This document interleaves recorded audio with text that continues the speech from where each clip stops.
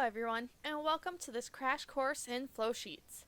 This tutorial is designed to expose you to some of the many quirks and features of flowsheet documentation. My goal is to show you things I have found helpful in order to better direct you as you shift to this documentation system. Let's jump into it! Flowsheet creation is best to start once your initial evaluation is complete. With your patient selected in Charges and Documentation, right-click for the drop-down menu and select Open Flowsheet. Once you've opened your flowsheet, you'll be brought to this empty Flowsheet Editor page. The top leftmost box shows two expandable lists. The global list contains all the functions that have been created in our system. The second list with your name may or may not be present depending on permissions in your profile. If it is present, it's a place that you can organize your most used functions. I personally use the name section shown on the next slide. The bottom leftmost box shows, again, two expandable lists. The global list is a collection of templates for typical diagnoses we will see in clinic. Each template contains a fair guess at the functions you will use during that episode of care. The name list allows you to collect and organize functions in subcategories that make the most sense to you. This area might be very useful to make your note creation faster. If you have go-to activities for all patients or all patients of a certain diagnosis, you can organize those functions here. Going back to the top box, let's dive into functional categories, functions, and what to be paying attention to. Under the global list, we're going to expand to view all the functional categories available. These categories were created based on body area, type of activity, and so on. There are an infinite number of ways to organize the functional categories, and they may continue to change over time as we all get more accustomed to flowsheet use. Right now, we have the A1C versions of functional categories and the categories Greg and I have created. I had a really hard time navigating the pre-made functional categories and functions, so I created my own organizational system that works best for me.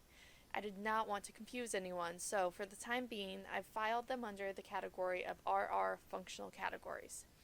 Hopefully, as you explore the flowsheet functions created, you can find ones that make sense to you. Neither myself, Greg, and especially not A1C, are going to have created all the functions or the organizational system that works best for you. If you are working through the system and have an idea for a new way to organize or new functions to be created, new formats, etc., I want to help create those modifications or alterations that work best for you. The goal is to make note writing faster, and my goal has been to make this system more efficient than previous SoapNote free text versions. This next slide shows the function list that can be found as you expand the various functional categories. We have expanded the back function category in order to view the available functions listed within. When you select a function, the far right vertical window of the flowsheet editor will give you a preview of what the function box will look like in the flowsheet daily note function list. When you double-click a function, a pop-up box will appear. This box looks very similar to the box you will be editing within the flowsheet itself. Within this pop-up, you have the title of the function, and as you can see on the slide, I've noted that the first three areas that can be altered are generally going to go unchanged on a day-to-day basis. The top box allows the entry of direct contact time, and the second allows entry of PTA time. To save time, I do not use these two boxes within the functions themselves. Instead, I will indicate time spent for each therapist of the code tree in the charge code functions. The third box tells you which charge code this activity is to be associated with. Currently, this function is to be billed as TheraX. However, say you want to bill this function as neuromuscular re-education. You would have to change this box in the drop-down menu. One thing to know is that although a majority of TheraX activities can be changed to bill a different code, that might not always be the case. So, if you run across a function that needs to be billed differently, please contact me and I will make that alteration. This next slide shows the other areas that can be altered within this function. Within most functions created by Greg, you have the option to enter reps sets in one box, hold in another, resistance in another. The information you will be able to alter will look differently in my created functions, but in general, all you need to know is where to enter the information. While writing your note, you may find yourself wanting to enter additional information beyond those parameters. You will do this in the comment box. This is a free text area where I would suggest entering cues given, patient success, or other specific information you want the next treating therapist to know regarding this function. Another thing to note, all functions should have a free text comment box. If you run across a function without a comment box, please let me know. I've gone ahead and filled in the parameters for this function. In the gray box under the free text comment box, you will be able to see how the function will appear in the objective portion of your daily note. Note, I left the resistance box blank in order to show what it will look like with a box left empty. In the bottom left of the function edit box, there is a set color option. When you click on this box, you will have 5 color options to assign to that function. Once assigned, your function will show that color along the right side of the function in your daily note, as shown in the top right corner of this slide. We have used this to note green for home exercise activities and red for activities that should not be done with this patient. Colors do help to establish better communication and cohesion between therapists, as long as everyone in the care team is aware of what the color means. Also important to know that this color is in no way indicated in the actual objective portion of your daily note. An additional thing to note in the function edit box is the ability to view and edit which diagnoses and goals within the case are actively attached to each function. All diagnoses are likely to be assigned to each function. The exception for this would be if you're working on 2 separate areas and want certain functions to only be assigned with certain diagnoses.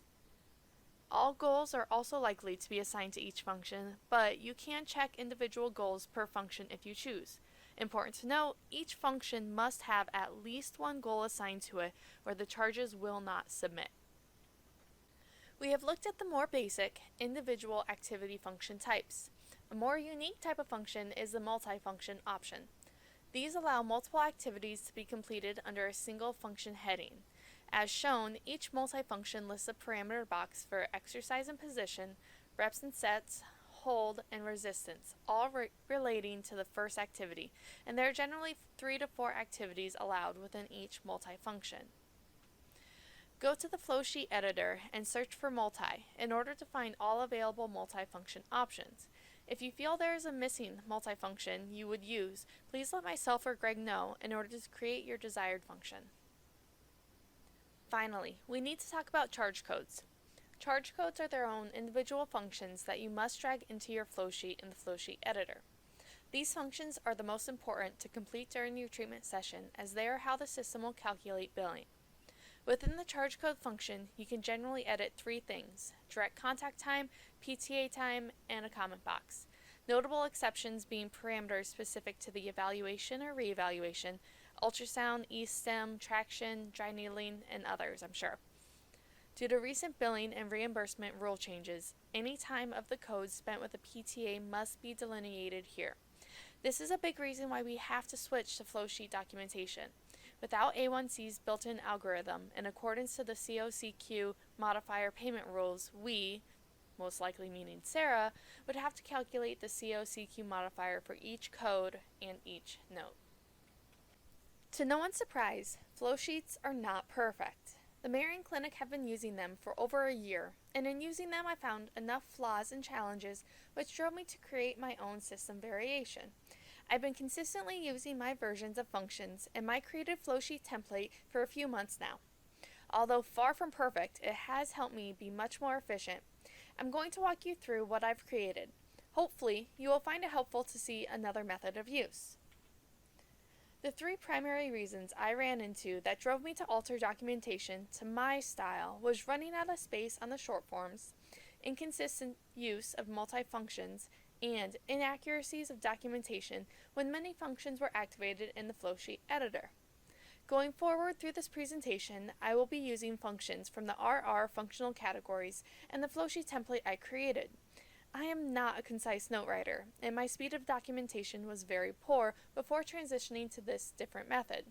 I do not expect this to work for everyone, but hopefully a combination of my method, Greg's method, and your specific needs voiced to either of us will allow you better speed and documentation consistency.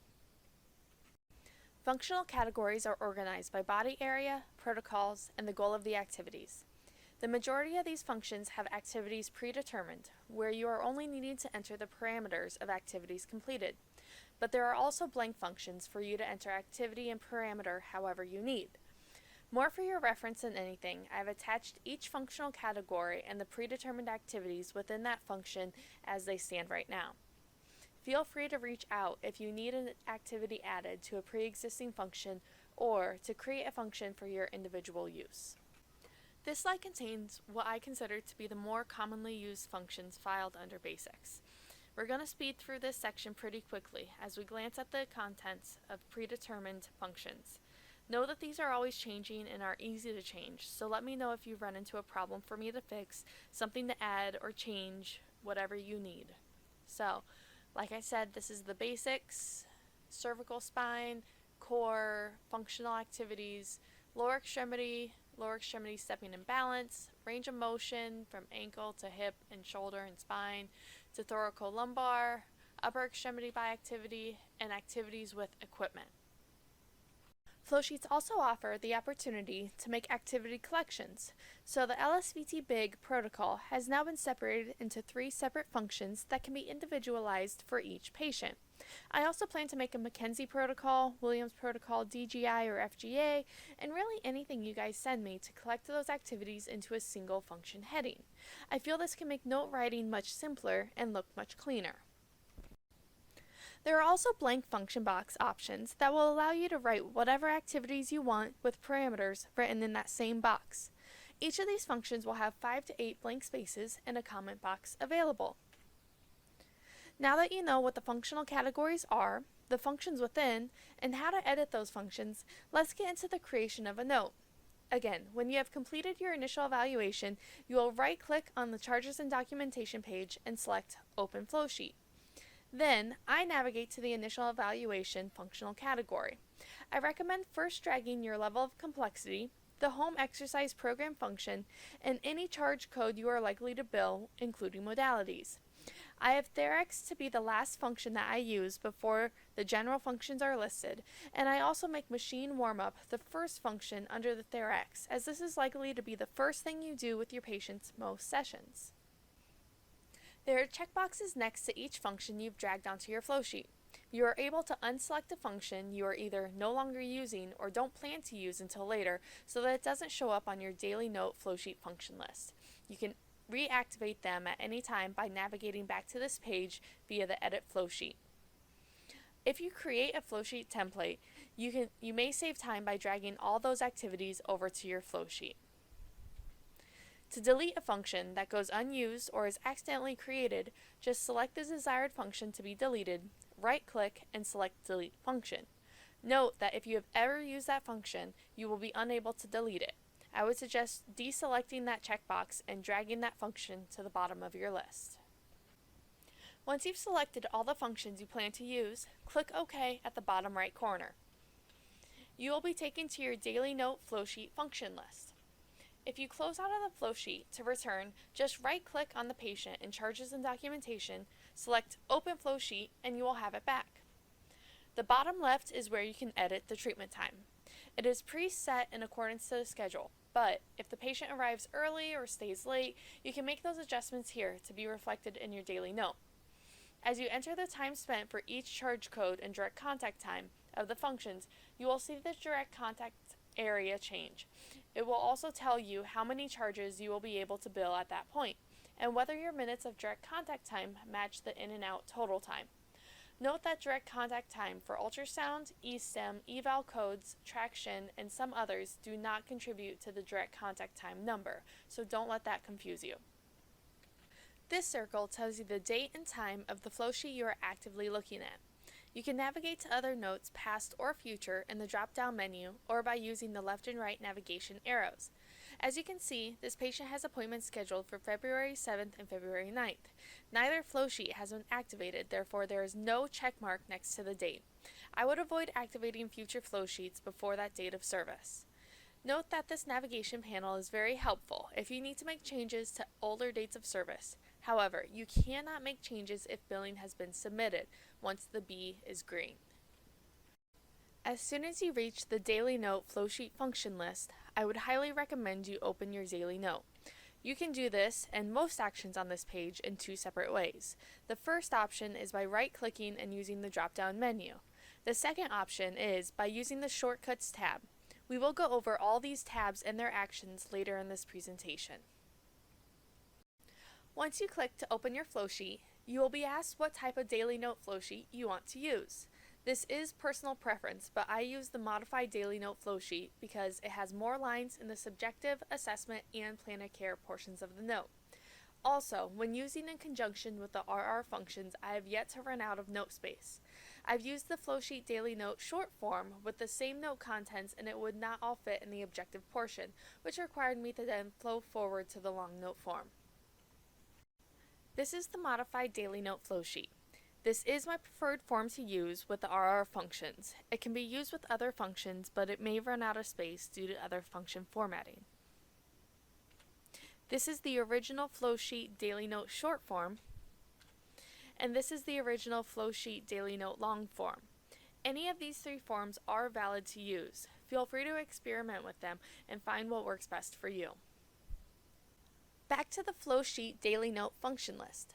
To add functions to your Daily Note, just press the check mark to turn it from white in a dark gray box to green in a light gray box. Dark gray boxes will not appear on your signed Daily Note. All functions will start collapsed on your first note. To expand and collapse, use the plus and minus symbols to the right of the check mark. You can also use right-click drop-down menu to expand all, collapse all, instead of doing each function individually. What I usually do is keep all functions active from the previous note expanded, along with all the activities I plan to complete during that session. Note that if you activate a function before you've assigned the goals, your light gray function box will have hash marks like these. The function will have perpendicular hash marks if your diagnoses are not attached as well. Both can be updated in the same way. Like most things in this page, you can navigate to edit goals via the right-click drop-down menu or in the shortcuts bar. This will open the goals. Each goal will have a date attached to it, along with a list of all the functions available. You can choose to select individual functions for the goal by toggling the red X to a green check mark for each individually, or you can deactivate all functions for that goal in the top right corner, or deactivate all functions for all goals in the bottom left corner. Generally, I assign all functions to all goals to save time, but it's your choice. This is important for the PTs. After a reevaluation note is signed, you will want to open the goal editor and update the goals and functions attached to belong to the most current dates. Deselect all functions attached to all goals. Then, scroll through the updated goals and select all functions for that goal. Be sure to verify the goals have the date of your most recent reevaluation. This will prevent goals from being repeated on the signed Daily Note, which can happen if you skip this step.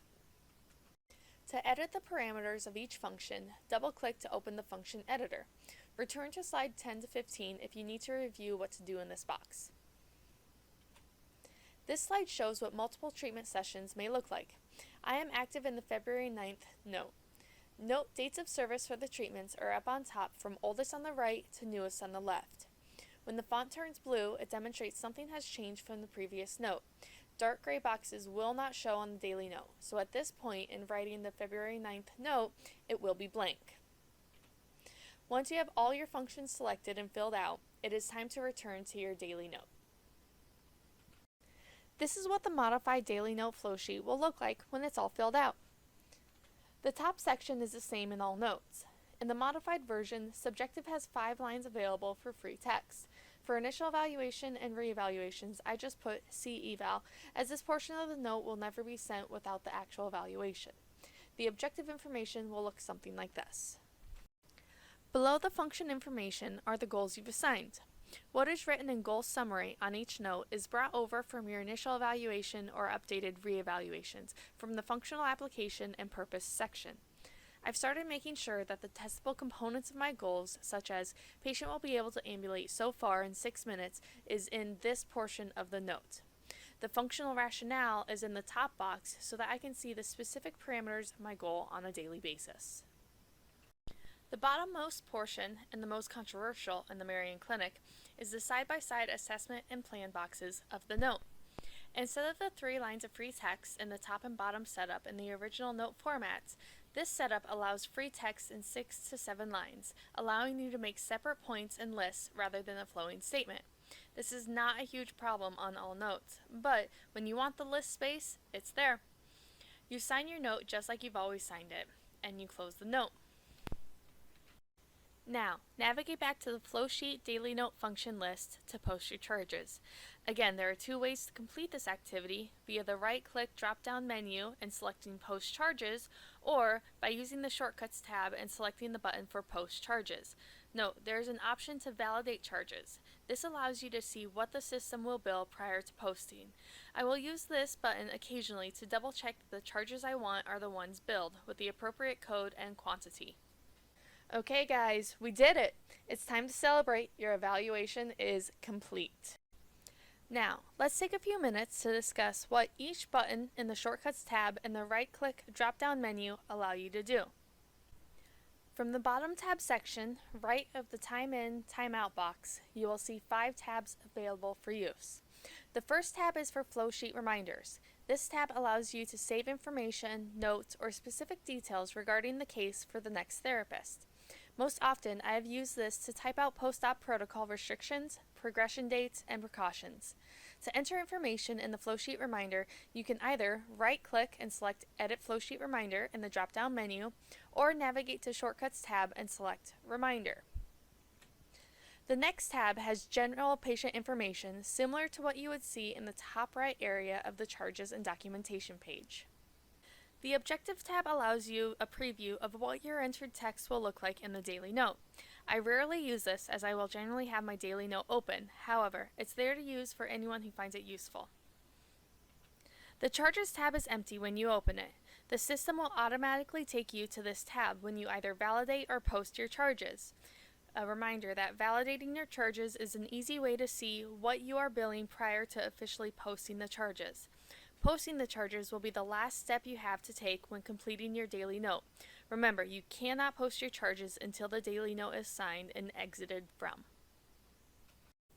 One problem you're likely to run into, at least a few dozen times, will be that you've signed your note and realize you need to make a change. First important thing to know is that if the B is green, you are unable to change that note and will need to contact Sarah if your charges need to be resubmitted.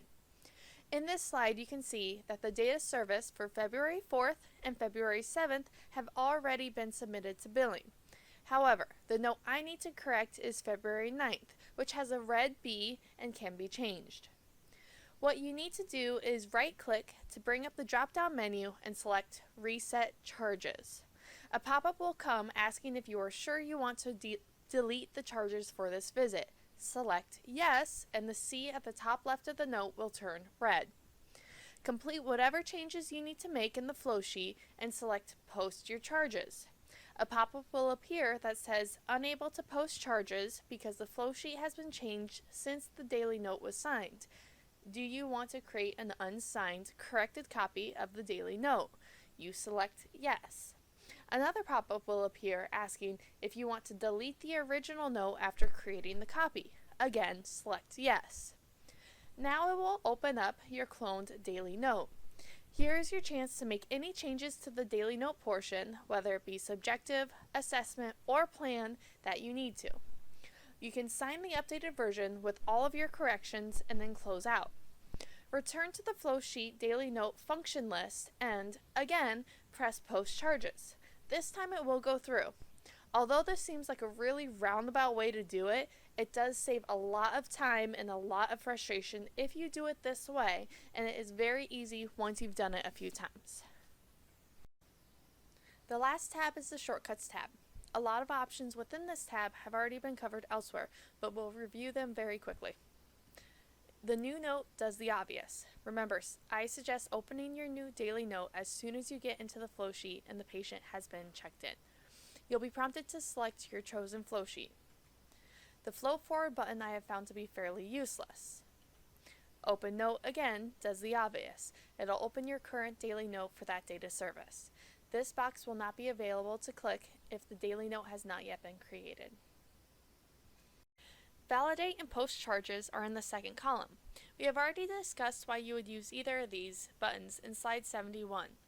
The MIPS button is no longer something we utilize in our practice setting, so feel free to ignore its existence entirely. Now for the flowsheet column. The Edit button will take you to the flowsheet editor. This is where you can add new functions to your flowsheet or uncheck functions that are currently active that you want to hide. The Set Goals button will open where you can assign functions to each goal. Say you've just added a new function and are seeing the hash marks when you make the function active. Use this button to assign this function to your goals. If you have any questions regarding this, go ahead and return to slide 54 to 56. The last button is the Reminder button. This allows you to enter information in the Flowsheet Reminder tab. See slide 68 for more information regarding this. The miscellaneous section is fairly self-explanatory. From here you can open the patient's case, go to the patient's attachments folder, or expand all, collapse all of the functions in the Flowsheet Daily Note function list as previously described. This slide shows that many of the options within the tabs are also available via the right-click drop-down menu. This slide shows a few more things that you can do with the Daily Note via the right-click drop-down menu.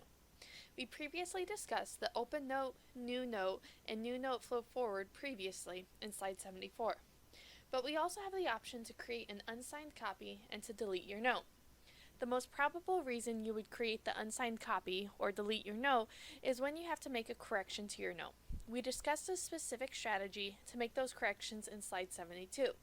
I feel that way is more efficient, but you have these two options here if you need them. The delete note option could also be used if you start your note on one format, but decide later you'd prefer a different format. Since the note is already created, it must be deleted here before creating a new version. On this slide, I wanted to show you the Delete Flowsheet Visit, Delete Flowsheet, and Deactivate Flowsheet options.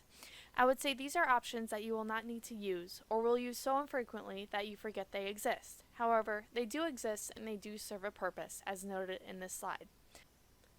Delete Flowsheet Visit is only to be used if you started a flowsheet for that data service but decide you're not going to need it.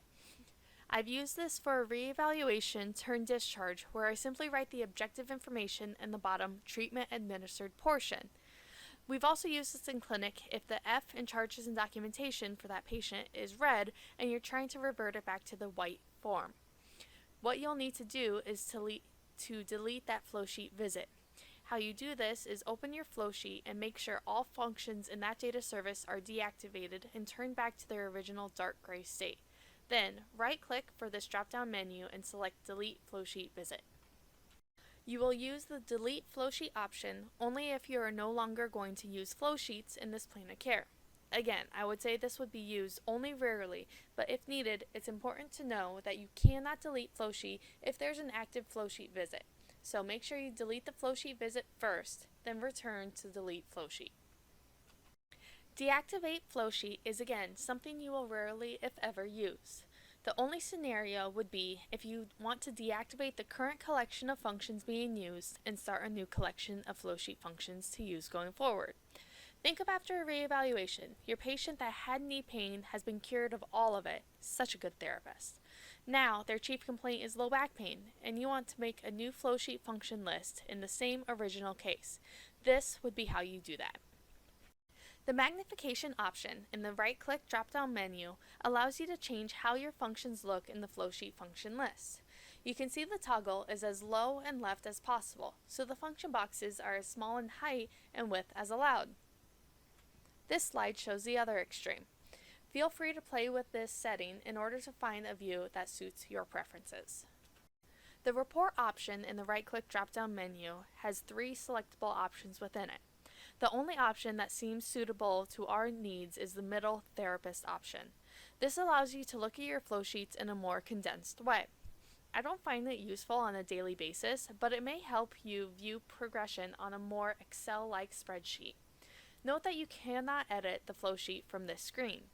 I would definitely recommend using this if you need to print out and send a full flowsheet to a doctor or insurance company to demonstrate progression through sessions. The open outcomes and exercise modules are not accessible to us, so unless something changes, just ignore these options. The refresh option, like most other things on this page, is also present in the top right corner of the main page.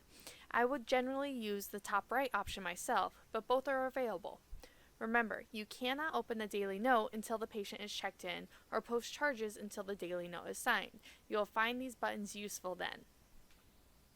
The last feature is the Switch Cases feature.